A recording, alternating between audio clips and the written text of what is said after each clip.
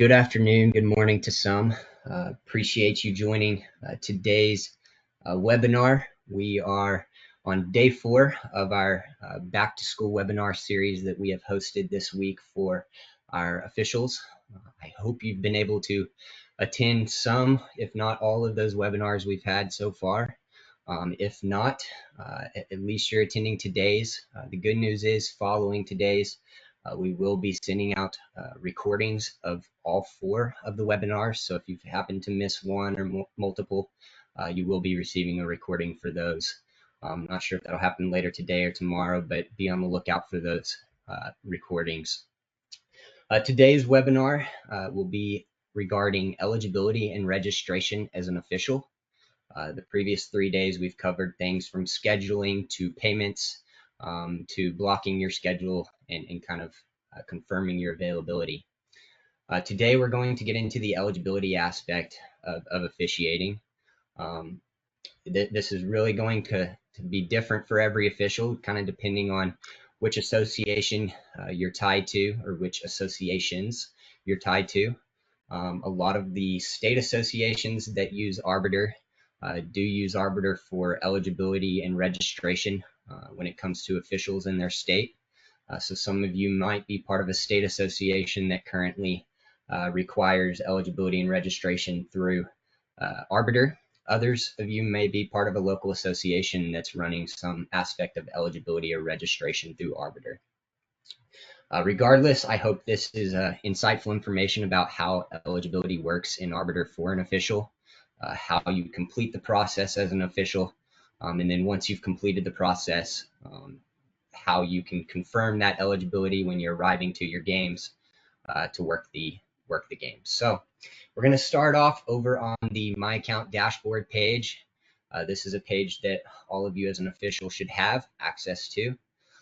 We've added this My Account option into your list of different accounts around 6 months ago. This My Account dashboard is going to be a consolidated spot for you to kind of track your information for all of your different associations across all things such as schedule, payments, eligibility, blocks, evaluations, all the things you have access to there across the top of the page. One of those things is going to be eligibility, and we'll get into that in just a sec, but I did want to show you over on the right hand side on this dashboard page, we have what's called central hubs. Central hubs are sometimes related to eligibility, so I wanted to point that out. Central hubs are something that an association can have in Arbiter, and it's basically a hosting place for them to post information related to their association, different links to different forms that might be related to their association. You've got access to those central hubs over here on the right hand side on your dashboard page. I wanted to give you a brief little overview of one that a state association set up. This is Minnesota State Association. You'll notice they've got a few different tabs that are related to their state association across the top, whether you work fall, winter, spring sports. The eligibility tab, registration tab, they've got a store that you've got access to. So each association's central hub would look a little bit different depending on the information they wanted to host on the central hub. But this is a spot for you as an official to potentially gather some more information related to both the association that you may be working for and your duties as an official. So if you've got access to those central hubs, feel free to go check those out via your dashboard page. Next thing we're going to do is jump over to our eligibility tab. I mentioned at the beginning that within this My Account dashboard that you've got access to, it's a consolidated account and consolidates all of your groups or all of the different associations that you work for. That's going to be on the eligibility page and registration page as well. So when you come into the eligibility page, you're going to see any eligibilities that you might be currently pursuing at the top of the page. But if we scroll down a little bit, you're going to see the different associations that you might be an official in that have opened eligibilities that you can complete as an official. So this is that Minnesota group that I'm a member of. Here's a Kentucky group that I'm a member of. If we keep going down, you'll just see the different associations that I might be listed as an official. So for some of you, you might see one group that has eligibility that you're a member of. You might see multiple groups. If if you're a member of multiple groups and all of those groups are doing eligibility. It's really going to depend on you as the official. Um, from there, uh, once you see the different open eligibilities, you can either find the specific sport that you know you're going to want to officiate for the upcoming school year, or you can explore some of the different options you've got here. Maybe you want to take a look at some of the different requirements that would need to be met in order to become a swim official, or maybe you wanted to see what some of the requirements were to become a basketball official.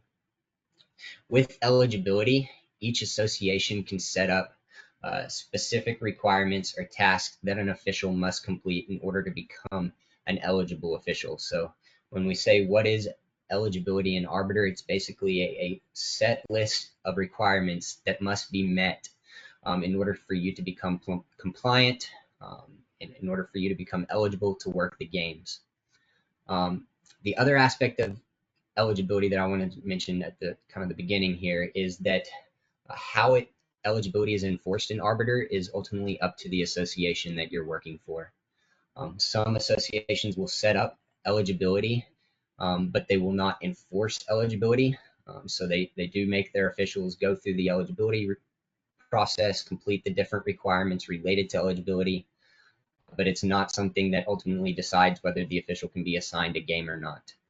There are other assigning groups out there, and this is probably the majority of the assigning groups using eligibility that do enforce eligibility, meaning you're not going to be assigned a game unless you complete all of the listed requirements for that specific eligibility for that sport. So if that's the case, if your group does require you to complete eligibility requirements before being assigned games, you would want to make sure that you come in here and do follow all the different requirements that are required of you to become an eligible official. So once you find the open eligibility that you want to become an official for, so if it was basketball for this upcoming school year for Minnesota, I could come in here. And then on this basketball list, over on the left-hand side, in this little panel here, you're going to see the different eligibility tiers related to basketball for this specific association. This is also going to be different for each association depending on how they have their tier structure set up. Some associations might have one tier and they strictly just want to know, are you eligible or are you not eligible? Other groups or associations might have a tiered structure similar to this one where you've got different levels, and within those different levels are different requirements that must be met. So for one of these bottom level tiers, you've got X, Y, and Z you must complete, but for one of these upper level tiers, you've got X, Y, and Z plus another set of requirements that must be met. So oftentimes as you work your way up the tiered level, your requirement sets usually grow. There's usually different requirements that must be met in order to meet some of those higher level tiers. So this tiered structure that you see here is pretty common amongst our state associations, where they might have a regular season tier, a lower level playoff tier, and then maybe a state tournament tier. And then potentially some reciprocities where from one state to another your eligibility reciprocates, or potentially the minor eligibility like you see here, or some of those lower level where you can only do JV or freshman games. So it's really up to the association, but you can come in here, see the different tiers that your association does have for that specific sport. And then you as an official can come in here and enroll or find out what the different requirements are for each one of the tiers by clicking on the enroll button for that specific tier. If I wanted to come in here and my main concern was becoming a regular season eligible basketball official for this school year, I would come in here, click enroll.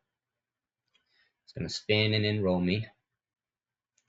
Once that refreshes, it's now going to load the list of requirements for that specific tier. So for the regular season basketball tier that I'm now enrolled in as an official, these are the 3 requirements currently I need to complete in order to become a regular season eligible official. So for this particular group and for this particular eligibility level, it looks like they've got 2 online clinics that must be watched and completed, as well as a registration for this particular sport that must be completed. We do give a few details related to each one of the eligibility requirements.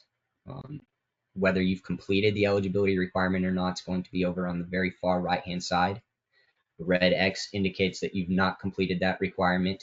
A green check mark would indicate you have completed that requirement. So green check mark is what you're looking for. Uh, if you've not completed the requirement, you are going to have these action steps like take online clinic or take test if a test was one of the requirements, or register if you've not registered yet. And so the action items would change after you have completed to you've already registered for that. You'd see your green check mark, and you would have met that specific requirement. Um, with each eligibility tier that I mentioned over here, an association can assign a specific badge. Badge is normally an icon that corresponds to that specific eligibility tier. A lot of times it's either different colored icons. So regular season might be a green basketball, state tournament might be a blue basketball, and section tournament might be a purple basketball. Other groups might use specific icons related to that association. Maybe they use an association icon itself to indicate whether you're eligible or not. It's really up to the association on what badge they use for that specific tiered level. But you can see right up here what that specific badge would be. Let's try and make it a little bit bigger. They're using a purple outline basketball. Not sure how well you can see it on the webinar, but uh, that's their indication that you've met the regular season basketball requirements. So throughout the platform, we do show these badges once you do start completing specific requirements. I'm going to show you where you can see those later on, but I wanted to point that out on this screen too, is you do have the option here to see the badges for the different eligibility tiers. So if I wanted to come in here and enroll for the state eligibility tier as well, you'll now see where I've got that icon for the state tournament eligibility tier, as well as the icon for the regular season tier. You will see that I do have one additional requirement that must be met for that state tournament level. I've got that in-person event. Doesn't look like they've got that event posted just yet, but they are letting the official know that in order to become a state tournament eligible official, at some point you will have to complete an in-person event once that does become available. Uh, Associations can put in what's called placeholders, basically letting you know as an official that at some point this will become available as part of the requirements set in order to meet this eligibility tier. I've shown you three different requirements here. You've got the online clinic requirement, the registration requirement, and the in-person event requirement. We've got a set of, I believe, 7 or 8 different requirements that an association can choose from when setting up their eligibility. Some of them are add-ons into the account that the association pays for. Others are custom fields that an association might have for your group that they require officials to enter. It's really dependent upon the group that you're a member of. Some different requirements that you might run into. I mentioned the test earlier. So some associations require their officials to complete a test in Arbiter.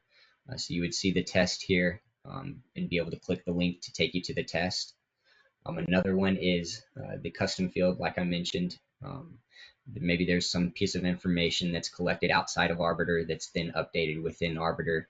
That's where a custom field might come into play that your group uses as part of eligibility. We also have USSF integration.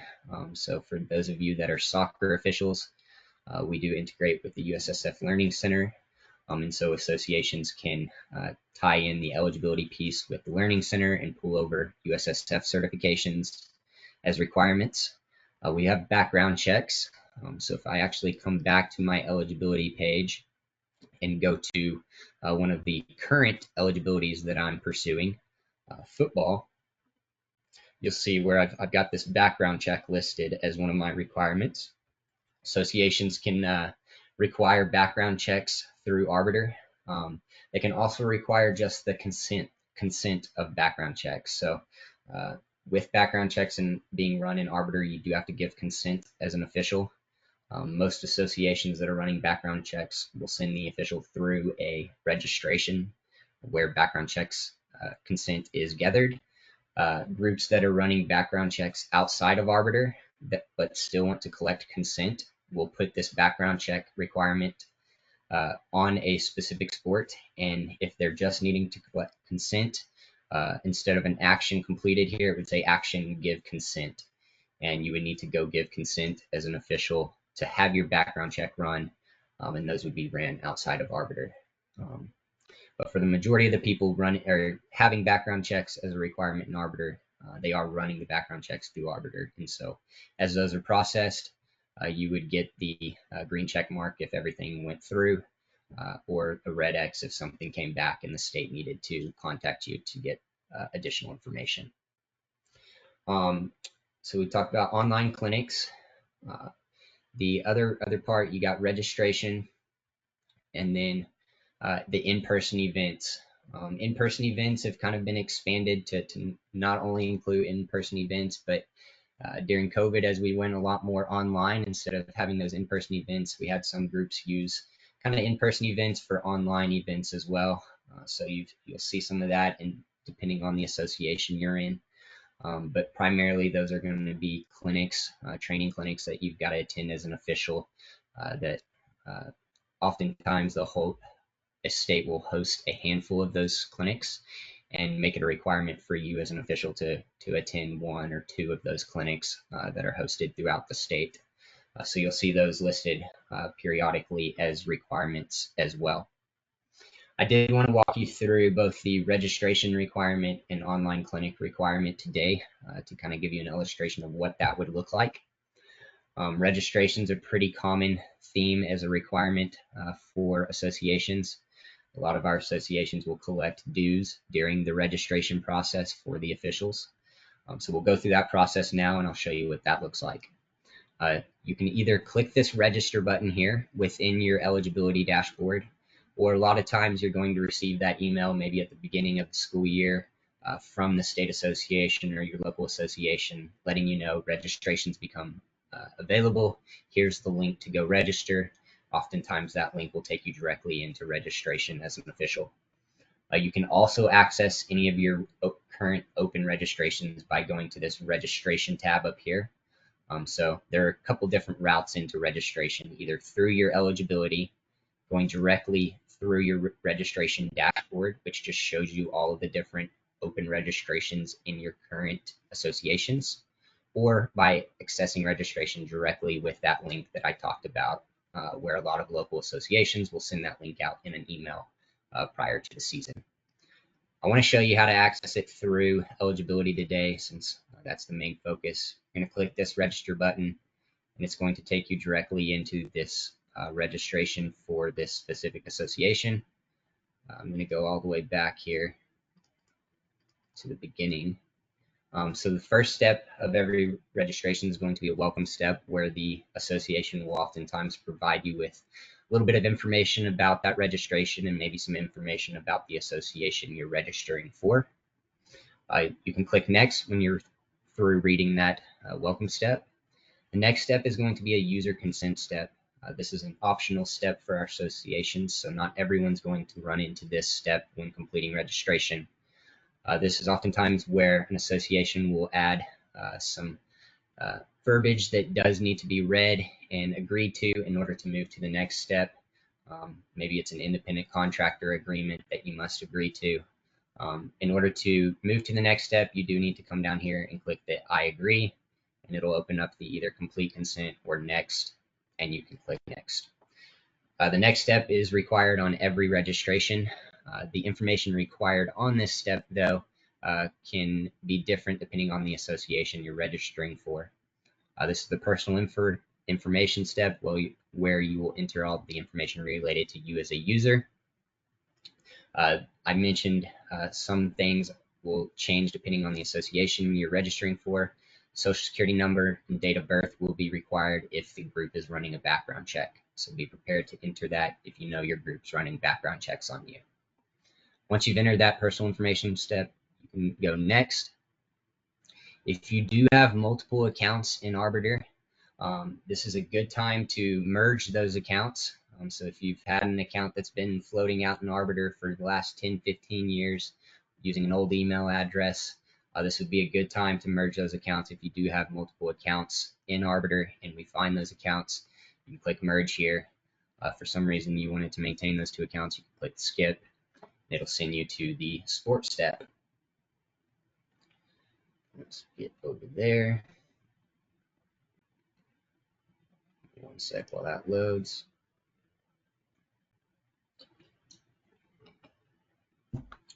All right, the next step is your sports selection step.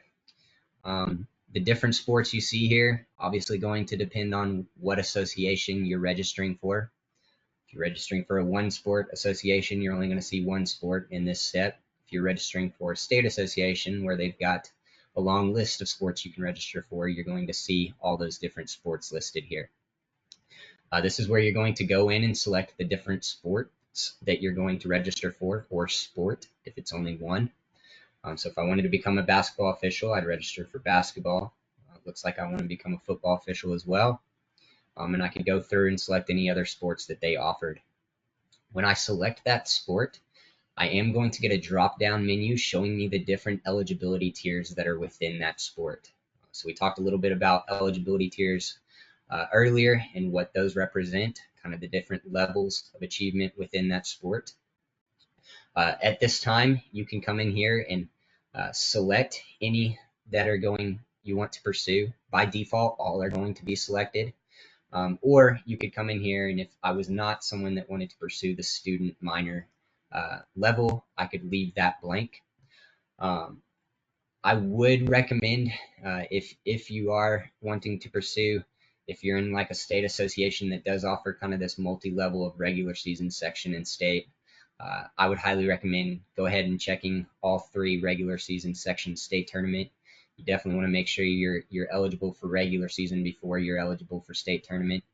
So that just makes sure is going to make sure that you're showing the correct badges, the correct requirements that must be met. So go through there, select the different sports, and then move to the next step. The question step is going to be another optional step dependent upon the association you're registering for. This is where you can enter information related to you as an official, depending on some of the questions that can be asked here. So maybe it's conflict of interest, and you need to list out any alma maters that you might have played for or coached for or graduated from.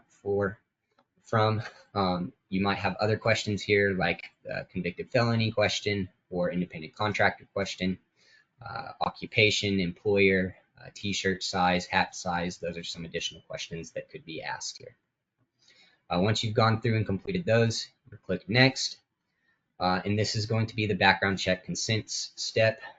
This is a step that is required if you are having a background check run on you through Arbiter.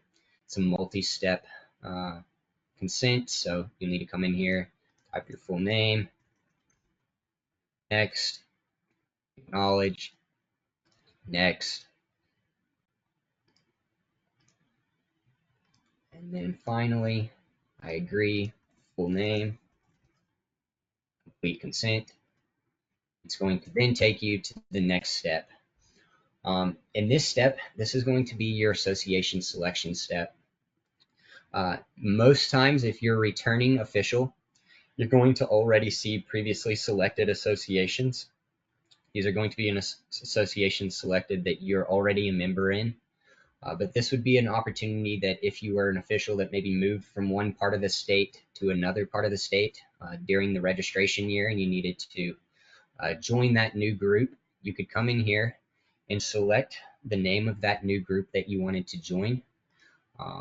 Some groups do have a limit on the number of groups that you can select. Other groups require you to select a primary and secondary.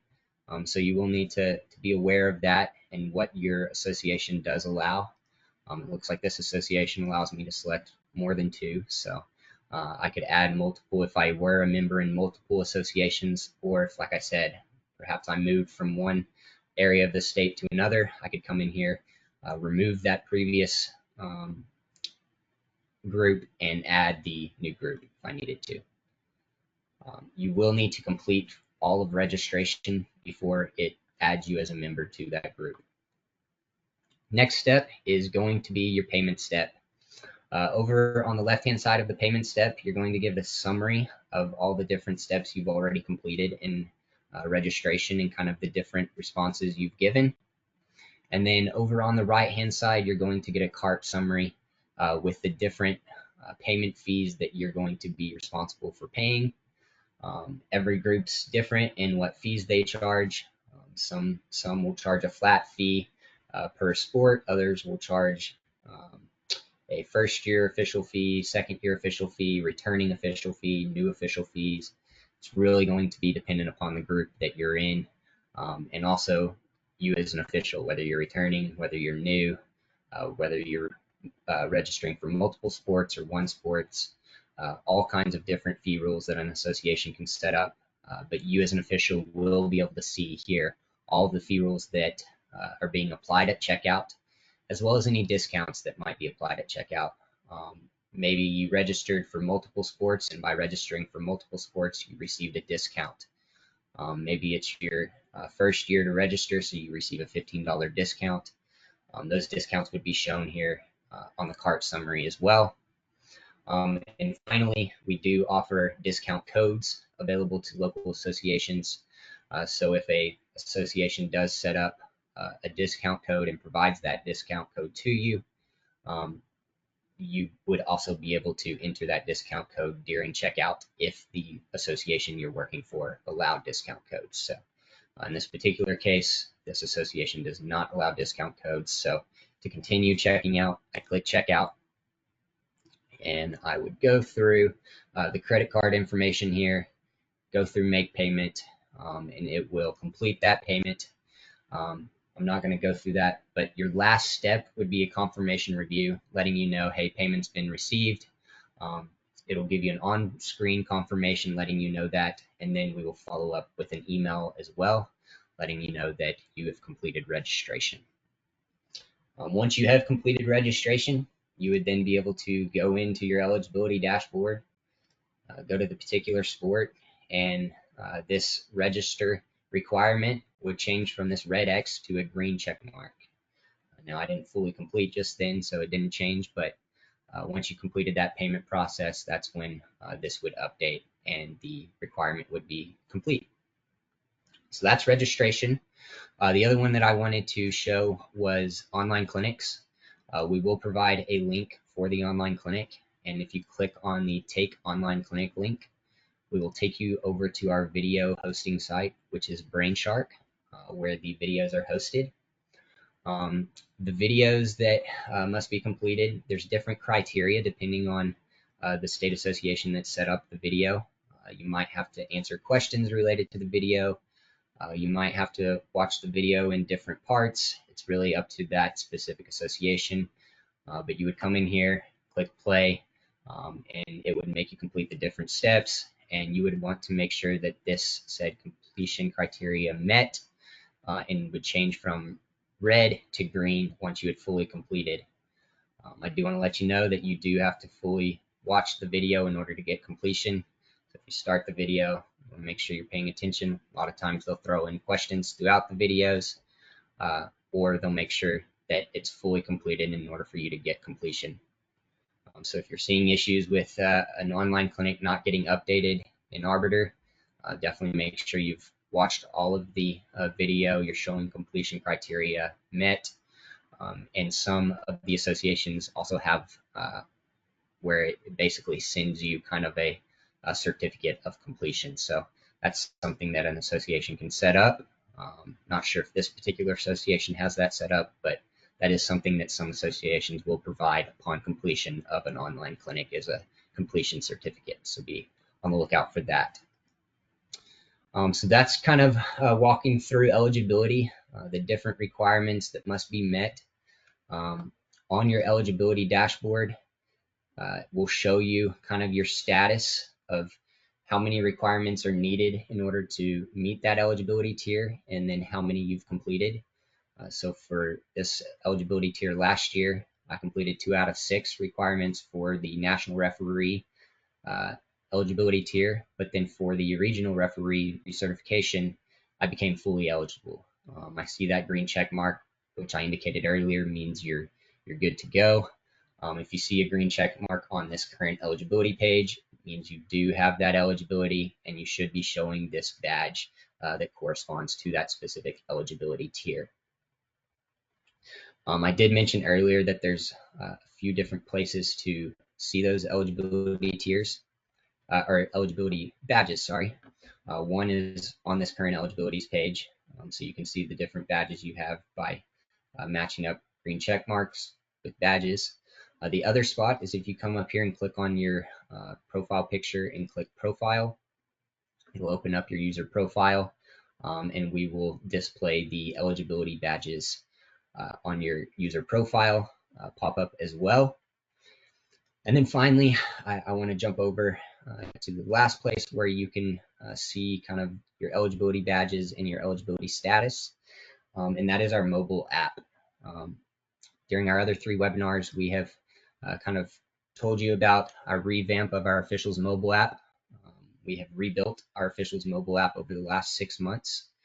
And one of the newest features and functions we built into that new app that we've built over the last 6 months is the eligibility piece. So that was not in our existing officials app, but it will be in the new app that we are supporting. So if an official does have eligibility information for the current school year, so we just switched over to the current school year on July 1st to the 24-25 school year. If an official does have eligibility information for that school year, they would be able to log into the mobile app now using the same credentials that they use on desktop. They'd be able to come into the profile tab once they did log in. The profile tab is the same tab where you can go to sign into the app. So if you've got that new app downloaded and you haven't signed in yet, go to the profile tab, and that's where you can sign in. But once you sign in on that same profile tab, you're going to see your eligibility information.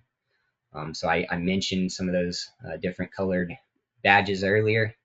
The way this will work is on high level here, we will show any badges that you've completed eligibility for. So I've met all of the requirements for these 4 eligibility tiers for baseball, these 2 eligibility tiers for basketball, and these 3 eligibility tiers for football. If I wanted additional information beyond just what the badges were, which in some cases, some state associations do require the officials to confirm their eligibility when they're checking into their events. And usually that's done by displaying the eligibility badges. So for those of you who work in a state where that's required at event check-in, this would be a good route for you to do that. Instead of having to screenshot your profile over on the desktop, you could come into your app, download this. Your eligibility information would pull up here. It's going to show any of your eligible badges here, but you can also click on the down delta here for a specific sport, and it's going to show you the different eligibilities that you've met for that sport, as well as those that you are currently pursuing but not yet met. So for basketball, I've met the regular season tier, I met the student basketball tier, but I've not yet met the state tournament level tier. So this is one way I could track my eligibility on the go. This is really just kind of the status of your eligibility.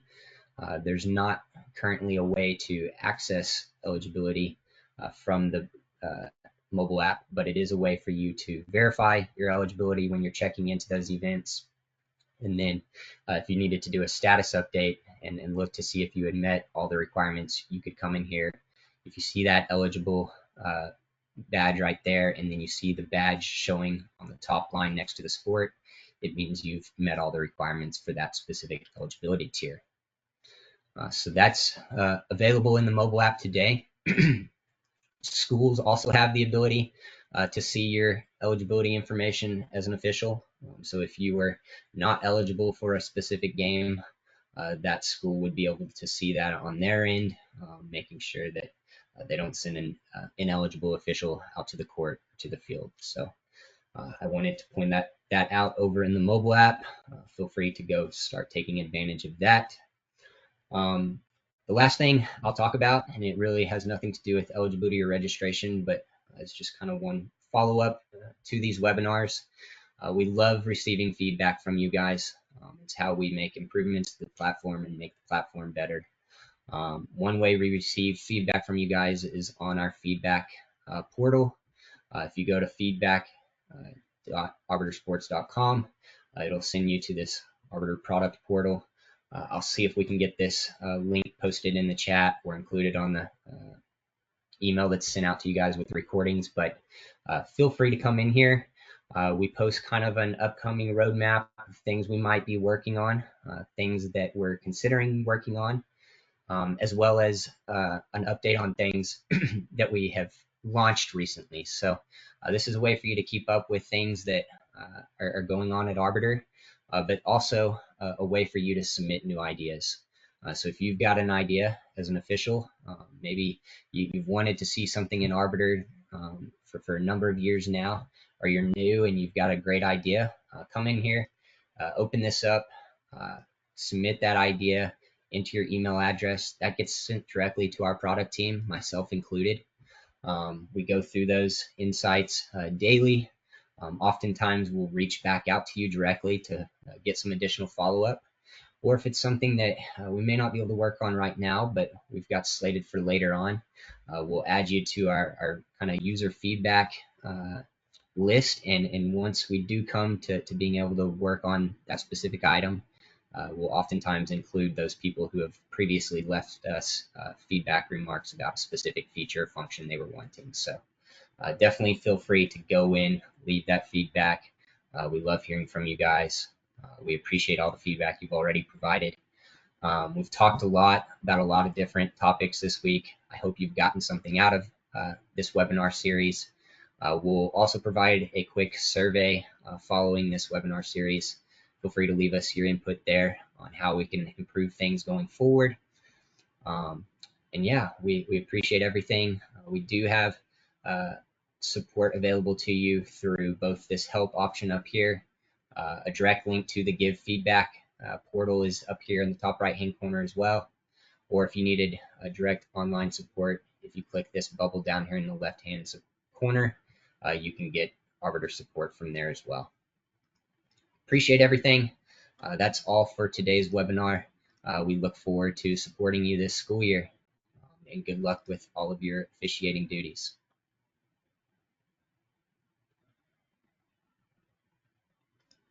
Thank you.